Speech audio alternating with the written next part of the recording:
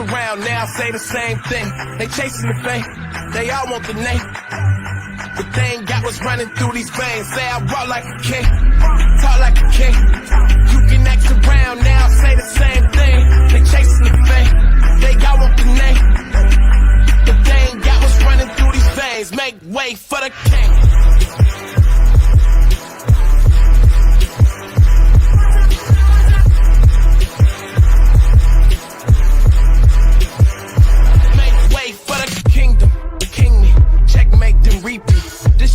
Checkers, what can I say? I got gold jeans. Real kings do king things. Live like one, breathe like one. Killing shit by any means. Everybody can't lead like one. Nah, is it really me? Gotta check and see my legacy like royalty, and I act like it. If you know, better act like it. Look at me now, you can't hold me down. So give me the crown. Say I walk like a king, talk like a king. You can act around now, say the same thing. They chasing the fame, they all want the name. But they ain't got what's running through these veins. Say I walk like a king, talk like a king. You can act around now, say the same thing. They chasing the fame, they got what the name. But they ain't got what's running through these veins. Make way for the king.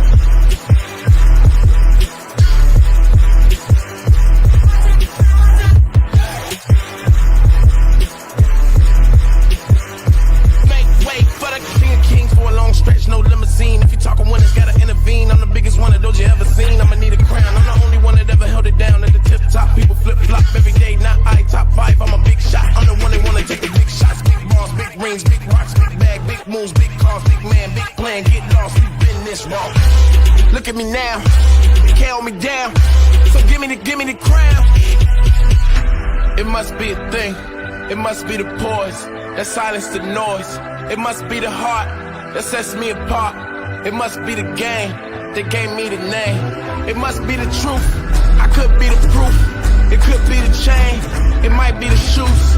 They watching my moves, they chasing the fame. But they ain't got what's running through these veins. Make way for the king.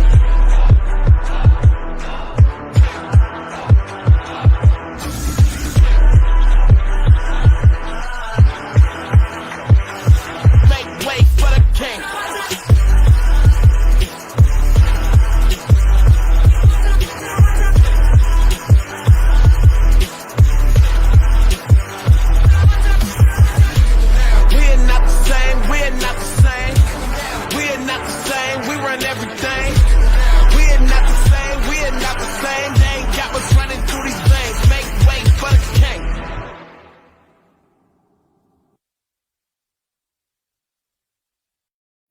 Assalamualaikum warahmatullahi wabarakatuh. Ciao wanakum. Sawadikap.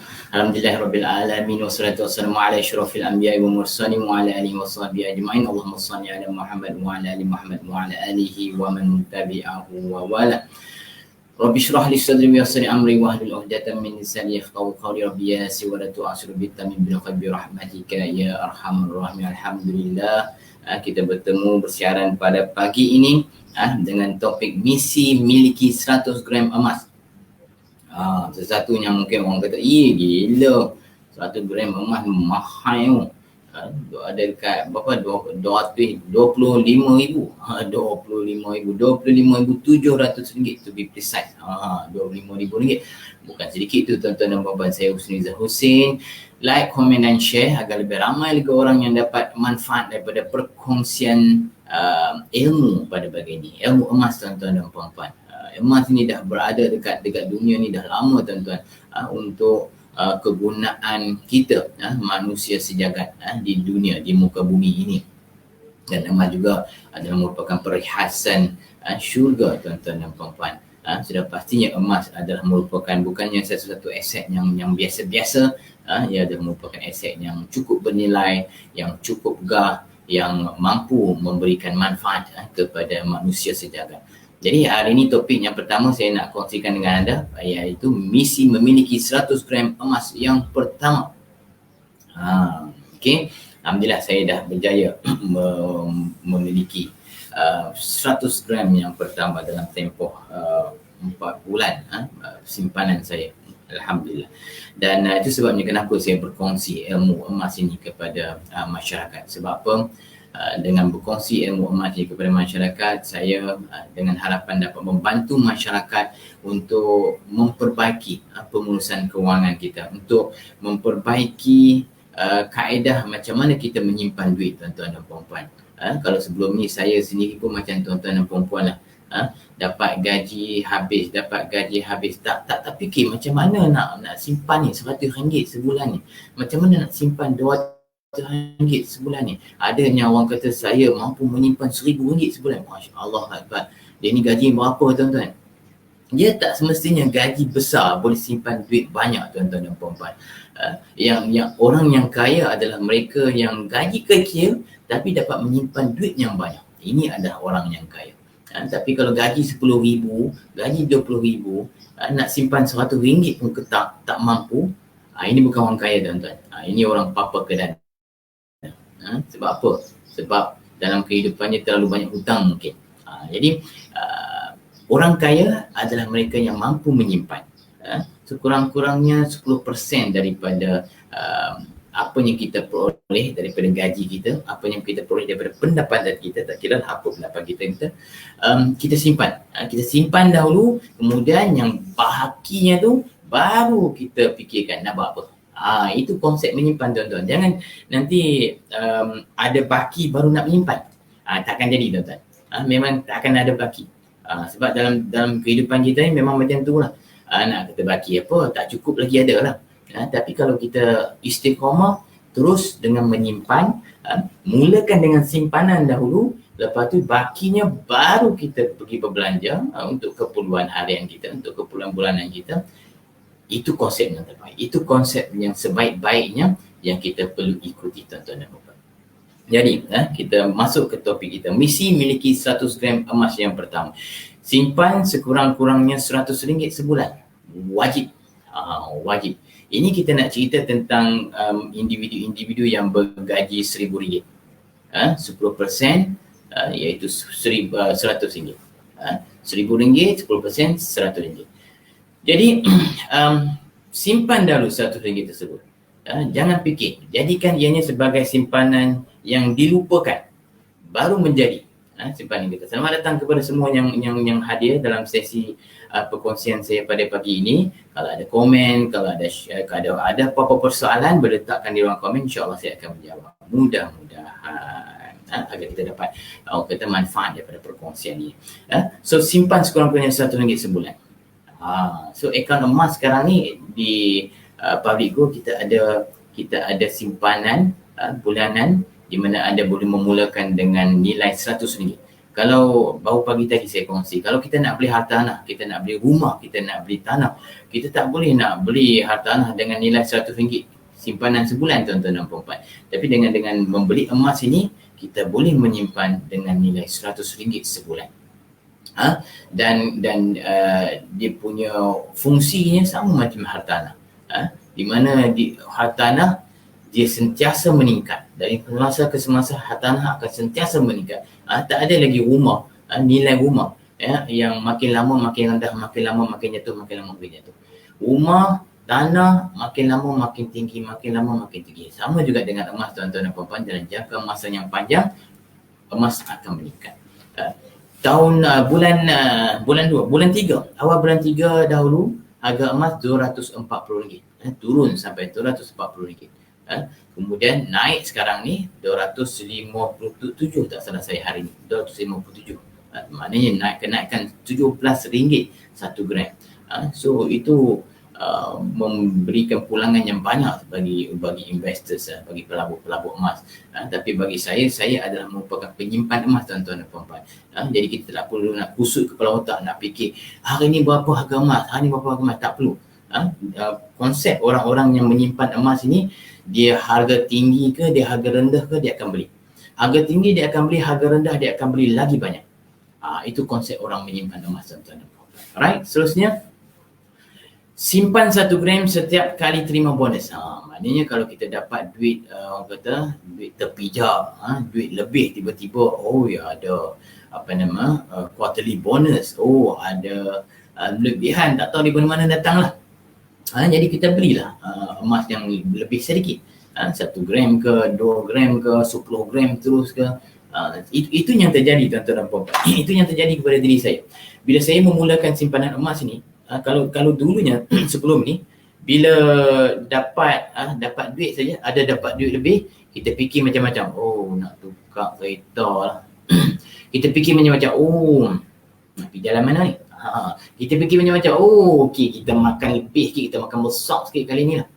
Sekarang bila saya start memulakan menyimpan emas ni, saya tak fikir benda tu. Apa yang saya fikirkan, saya nak fikirkan macam mana nak menambahkan lagi simpanan emas. Itu yang terjadi. Tambah-tambah bila ada harga emas rendah, itulah masanya saya borong emas, tuan-tuan dan puan-puan. Dan itulah kesan yang akan terjadi kepada tuan-tuan dan puan-puan bila mana tuan-tuan memulakan simpanan emas. Orang perempuan tu, kita tanya kat orang perempuan lah tuan-tuan. Orang perempuan ni memang dia sinonim dengan emas. Barang kemas lah. Barang kemas. Dan kalau tak kerana suaminya mungkin, orang perempuan ni dia akan sentiasa menambah barang kemas dia dari semasa ke semasa.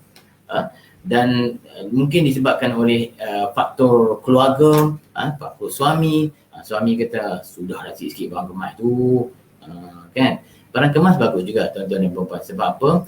Di dalam jangka masa panjang, harganya akan meningkat. Macam isteri saya waktu kita orang kahwin tahun 2000, mas kahwin dia beli rantai, seutas rantai dalam harga 3,000 mungkin, dalam harga 3,000. Dan sekarang ni bila saya pergi cek balik, pergi buat penilaian, dah harga dah 10,000, 10,000 lebih. So maknanya dia akan meningkat pada masa akan datang. Tapi kalau untuk tujuan melabur tuan-tuan dan puan-puan, seelok-eloknya kita jangan beli barang kemas banyak-banyak lah. Of course boleh beli barang kemas sikit untuk perhiasan orang perempuan lah. Tapi beli juga yang untuk emas pelaburan ni, iaitu jongkok emas, mahupun emas dinar. Emas dinar ni saya ada satu contoh kat sini, 5 dinar. 5 dinar. So 5 dinar ni harganya tuan-tuan, 5 dinar harganya lebih kurang 5,500 sekarang. 5,500. Saya simpan di dalam beg duit saya sebagai orang kata penangkal lah, untuk memotivasikan diri saya untuk terus menyimpan, untuk terus menambah gram emas saya. Alhamdulillah, mudah-mudahan kalau tuan-tuan dan puan-puan pun start memulakan simpanan emas, pastikan ada sekurang-kurangnya 1 dinar ataupun 10 gram emas di dalam dompet anda, agar anda boleh memegang dia. Ini dia cantiknya, emas ni dia hasilkan, dia ada orang kata cover dia, dan kita boleh pegang emas dia. Ini yang akan memberikan aura simpanan kepada pelabur-pelabur dan penyimpan-penyimpan emas. Bila kita boleh pegang emas ni, boleh rasa, boleh sayang emas ni, insya-Allah emas ni akan memberikan orang kata kuasa kepada kita, bukan kuasa tromen dan sebagainya tuan-tuan. Kuasa untuk kita terus menambah emas, kuasa yang baik, bukan tahyul lah tuan-tuan dan puan-puan. Kuasa untuk kita menambah emas, itu yang terbaik. Okay? Sebab kalau kita mengharapkan kekayaan untuk menyimpan emas, awal bulan 1 yang lalu simpan RM100, hujung tahun nanti baru nak simpan pula RM100 dapat bonus, memang tak kaya tuan-tuan dan puan-puan. Itu sebabnya kita nak melabur emas ni, kita kena ada ilmu. Kita kena ada ilmu pengetahuan. Apa jua lah pelaburan sebenarnya tuan-tuan dan puan-puan, kita kena ada ilmu pengetahuan. Tapi yang baiknya emas ini, kalau tuan-tuan tak ada ilmu pun, tuan-tuan start menyimpan, tuan-tuan tak rugi langsung. Berbeza kalau tuan-tuan buat BSKL saham, BSKL Forex, Bitcoin dan sebagainya. Kalau tak ada ilmu pengetahuan, letak 100,000, silap-silap lesak. Rugi. Sebab apa? Salah pilih saham. Tapi untuk akaun emas ni, kalau tak ada ilmu pun, anda letak 100,000 tu takkan ke mana. Ada emas di tangan anda. Ada ketul emas tu di tangan anda. So apa-apa jadi pun, emas tersebut dalam jangka masa panjang akan meningkat harganya. Okay, so itu beza yang sangat berbeza antara emas dengan pelaburan-pelaburan yang lain. Okay, yang seterusnya, beli emas tanpa mengira harga semasa. Beli emas tanpa mengira harga semasa. Harga murah, kita beli tambah lebih banyak. Harga naik, kita beli tambah juga emas. Sebab apa? Bila kita membuat belian tersebut, akhirnya kita akan membuat averaging pada nilai harga emas yang kita beli untuk keseluruhannya, tuan-tuan dan puan-puan. Bayangkan tuan-tuan dan puan-puan, waktu saya start memulakan membeli emas, harga emas pada masa tersebut RM277. RM277 saya beli lebih kurang RM15,000, dan saya dapat dalam dalam 60 lebih gram lah. Dan yes, kalau nak ikutkan rugi lah. Sekarang harga emas murah, tak rugi lah tuan-tuan. Itu konsep orang yang menyimpan emas. Bila harga tinggi kita beli, harga rendah kita beli lagi banyak, so that dia akan memberikan purata bagi keseluruhan nilai emas yang kita beli. Dan dia akan menjadi purata lah, jadi harga individu. Mungkin dalam 27 saya beli 240 waktu tu, dalam 230 gram juga, dan dia akan averaging, dia akan jadi dalam mungkin 250 lebih macam tu. So jangan berhenti membeli emas, terus menambah dari semasa ke semasa. Sebab konsep membeli emas ni bukan saja kita nak melabur, tuan-tuan dan puan-puan, kita nak menyekat kebocoran duit kita. Sebab selalunya konsepnya, lumrahnya emas ini, duit kertas yang ada dalam tangan kita, kita dapat bonus, kita dapat kenaikan gaji. Duit kertas ini, konsep dia, hakikatnya dia adalah boros, membeli, joli dan sebagainya. Tetapi emas ini konsepnya adalah menarik, menyimpan dan terus menyimpan. Itu sebabnya saya sekarang ni bila ada duit lebih saja, saya akan terus convert menjadi emas. Dan ia akan mengekang sikap boros saya. Saya boros, tuan-tuan dan puan-puan. 40 tahun, 20 tahun saya bekerja. Dan dalam tempoh 20 tahun tu nak dikatakan simpanan saya tak berapa banyak pun, tuan-tuan dan puan-puan. Tak berapa banyak lah.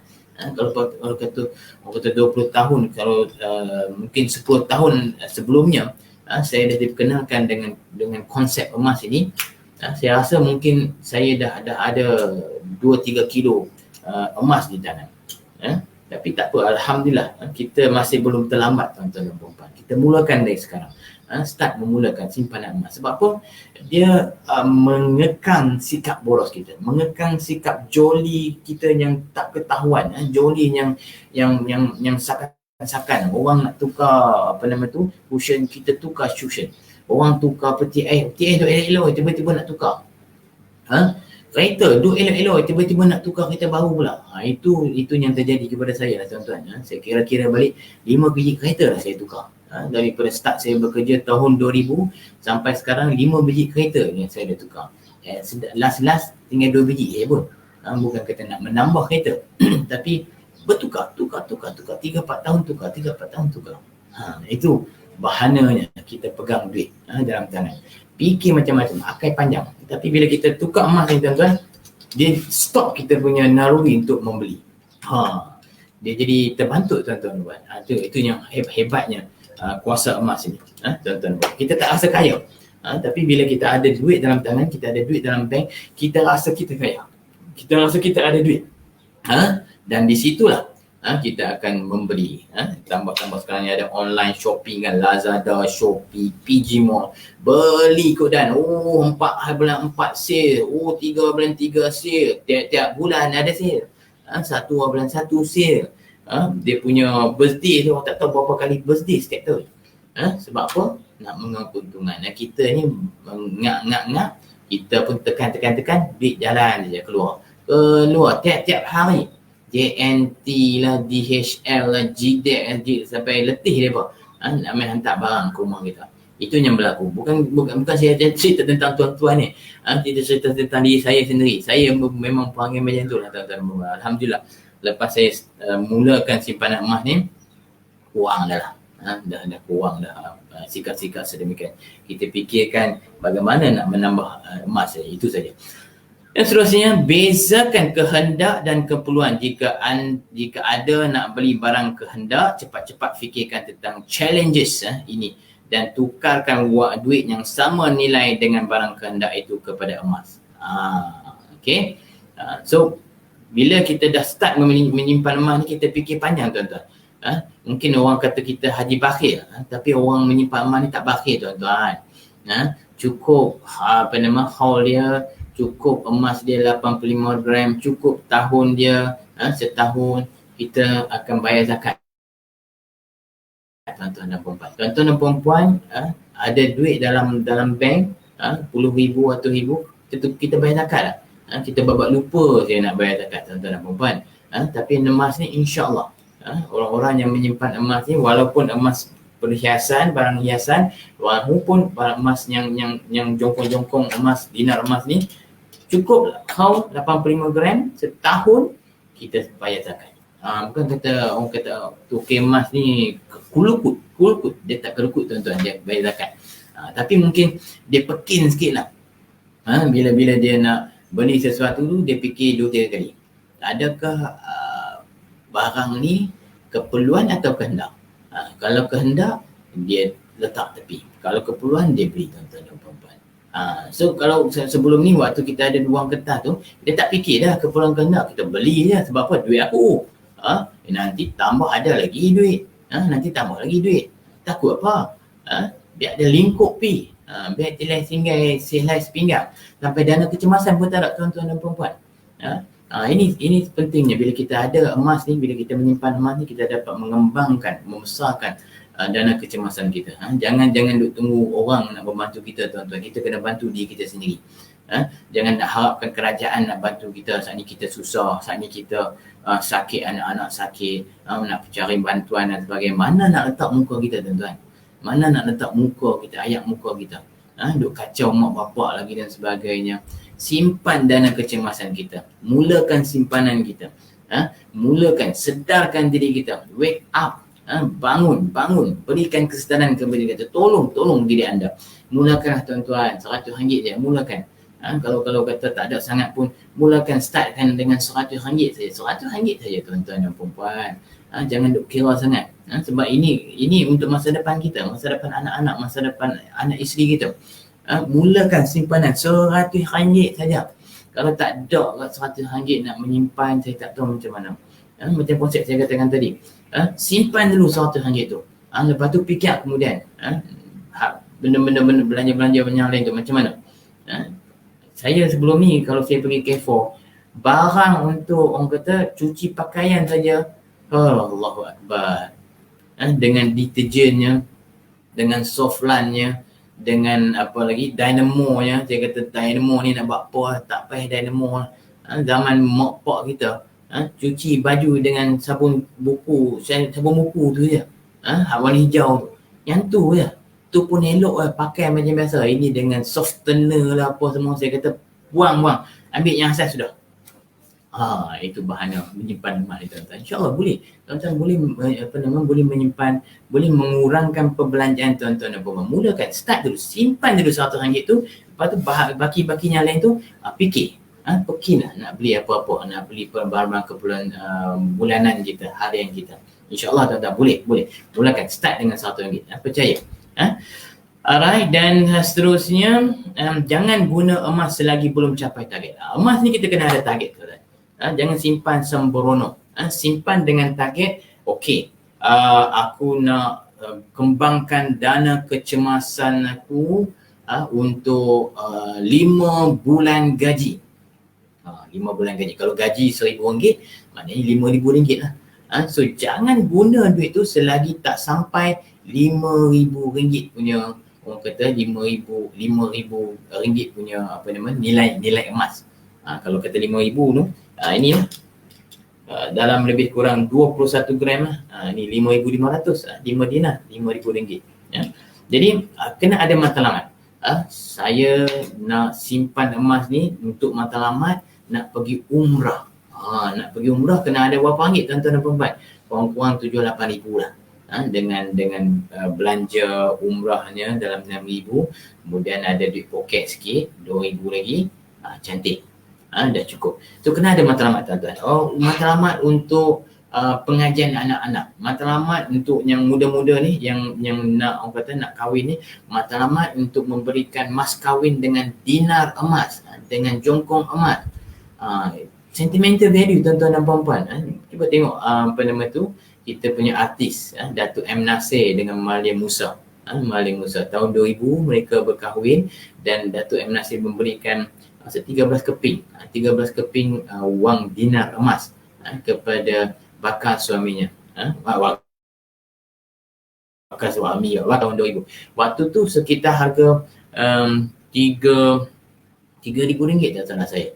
Dan sekarang ni cuba bayangkan nilai 2021, mereka tak guna pun langsung duit dinar tersebut. Sebab apa? Selalunya barang-barang mas kahwin ni satu benda yang sentimental. Kita tak akan guna. Kita akan simpan elok-elok, kita akan letakkan dekat frame, Datuk M. Nasir letakkan dalam frame elok-elok, dan nilainya sekarang dah belas ribu, 13,000 tak salah saya. So itu adalah salah satu matlamat yang boleh kita letakkan untuk orang yang nak kahwin lah. Yang nak kahwin lagi tu boleh jugalah.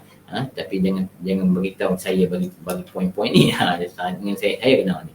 Jangan guna emas selagi belum capai matlamat. Nak pergi haji ke, nak beli kenderaan cash dan sebagainya. So letakkan matlamat. Nak kurangkan hutang tuan-tuan dan puan-puan. Ini penting tuan-tuan dan puan-puan. Cuba bebaskan diri kita daripada belenggu hutang. Alhamdulillah saya dah settle, let go saya punya kad kredit 2. Saya let go semua kad kredit. Saya tak pakai dah kad kredit sekarang ni tuan-tuan dan puan-puan.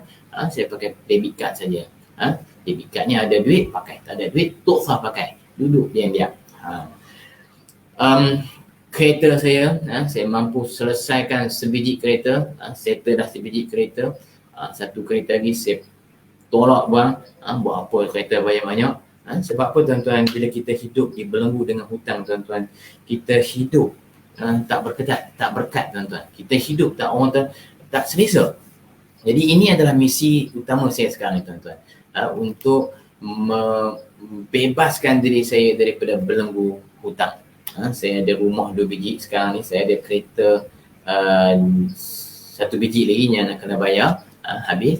Ini adalah misi saya, dan target saya insyaAllah by 2030 saya akan bebaskan keluarga saya daripada belenggu hutang dan tak tambahlah hutang. Mudah-mudahan insyaAllah tolong doakan saya. Dan saya doakan juga kepada tuan-tuan dan puan-puan mendapat keberkatan daripada penyimpanan emas tuan-tuan dan puan-puan. So jangan simpan barang kemas. Barang kemas ni dia punya value dia bila kita nak tolak balik, dia punya susut nilai tinggi tuan-tuan, 30-40%. Jongkok emas di dinar emas ni dia di sekitar 5 ke 9% saja susut nilai dia. Spread value orang panggil, spread margin dia 5 ke 9%. Tapi barang kemas sampai 40%. Barang kemas 916 tuan-tuan. Ini 999.9, 24 karat tuan-tuan. So, kalau nak menyimpan, kalau nak melabur, ini adalah solusinya. Alright? So saya harap anda mendapat sedikit ilmu, manfaat daripada perkongsian saya pada hari ini.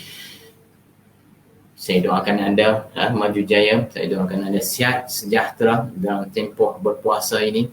Kita bersama-sama berpuasa, bagi cukup puasa, tingkatkan ibadah kita di bulan puasa. Moga-moga amalan kita, amal ibadat kita diterima oleh Allah SWT dan kita dianugerahkan dengan Lailatul Qadar. 84 tahun 4 bulan punya amalan tu, insyaAllah mudah-mudahan. Assalamualaikum warahmatullahi wabarakatuh. Ciao, anvanakum, sawadika.